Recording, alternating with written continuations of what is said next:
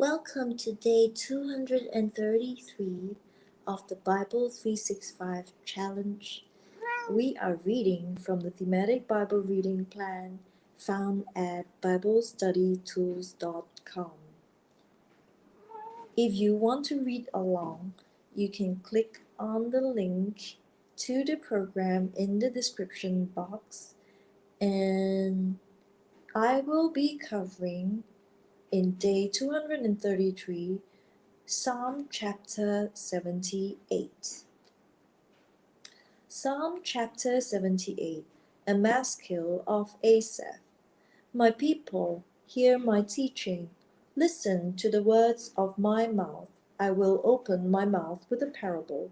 I will utter hidden things, things from of old, things we have heard and known, things our ancestors have told us. We will not hide them from their descendants. We will tell the next generation the praiseworthy deeds of the Lord, his power, and the wonders he has done. He decreed statutes for Jacob and established the law in Israel, which he commanded our ancestors to teach their children, so the next generation would know them, even the children yet to be born, and they in turn would tell their children. Then they would put their trust in God and would not forget his deeds, but would keep his commands.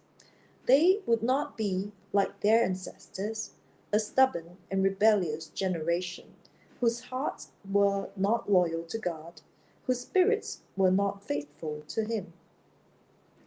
The men of Ephraim, though armed with bows, turned back on the day of battle.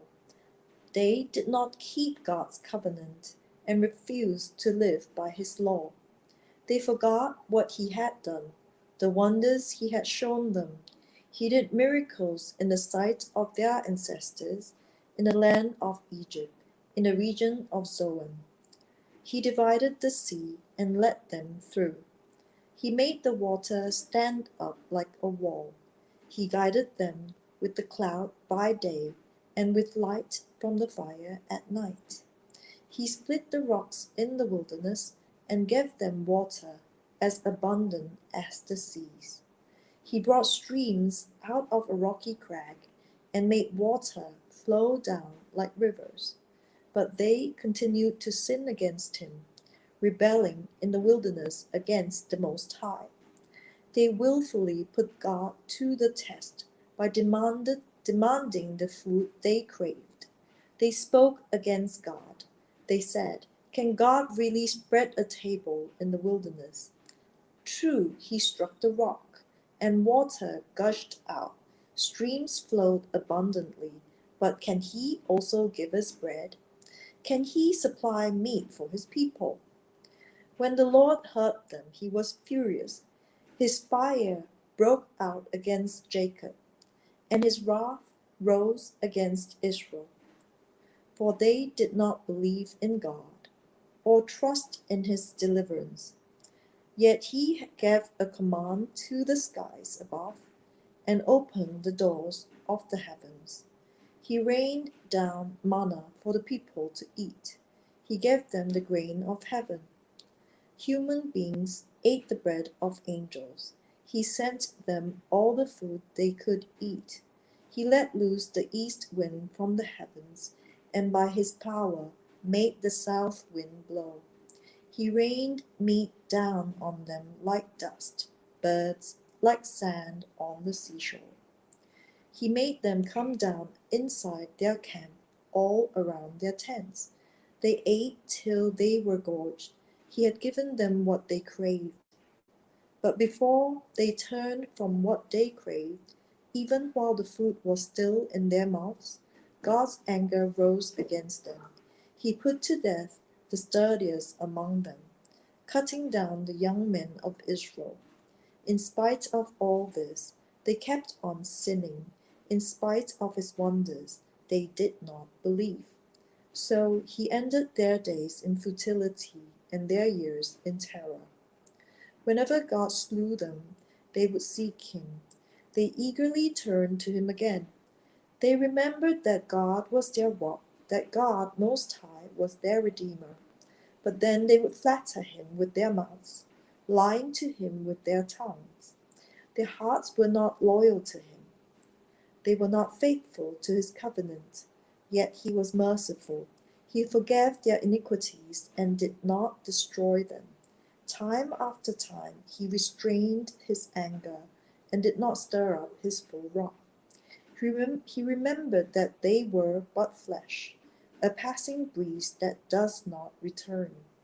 How often they rebelled against him in the wilderness and grieved him in the waste land. Again and again they put God to the test. They vexed the Holy One of Israel. They did not remember his power, the day he redeemed them from the oppressor, the day he displayed his signs in Egypt, his wonders in the region of Zon. He returned their river into blood. They could not drink from their streams. He sent swarms of flies that devoured them, and frogs that devastated them. He gave their crops to the grasshopper, their produce to the locust. He destroyed their vines with hail, and their sycamore figs with sleet. He gave over their cattle to the hail, their livestock to bolts of lightning. He unleashed against them his hot anger, his wrath, indignation, and hostility, a band of destroying angels. A band, he prepared a path for his anger. He did not spare them from death, but gave them over to the plague. He struck down all the firstborn of Egypt, the firstfruits of manhood in the tents of Ham. But he brought his people out like a flock. He led them like sheep through the wilderness. He guided them safely, so they were unafraid. But the sea engulfed their enemies. And so he brought them to the border of his holy land, to the hill country his right hand had taken. He drove out nations before them, and allotted their lands to them as an inheritance. He settled the tribes of Israel in their homes.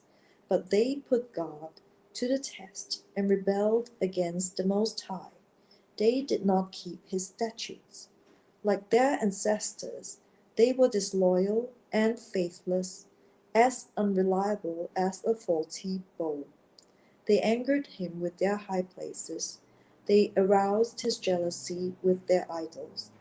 When God heard them, he was furious. He rejected Israel completely.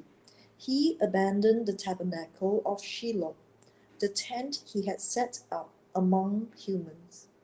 He sent the ark of his might into captivity, his splendor into the hands of the enemy. He gave his people over to the sword. He was furious with his inheritance. Fire consumed their young men, and their young women had no wedding songs. Their priests were put to the sword, and their widows could not weep.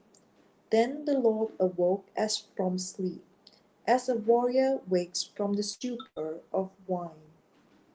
He beat back his enemies. He put them to everlasting shame.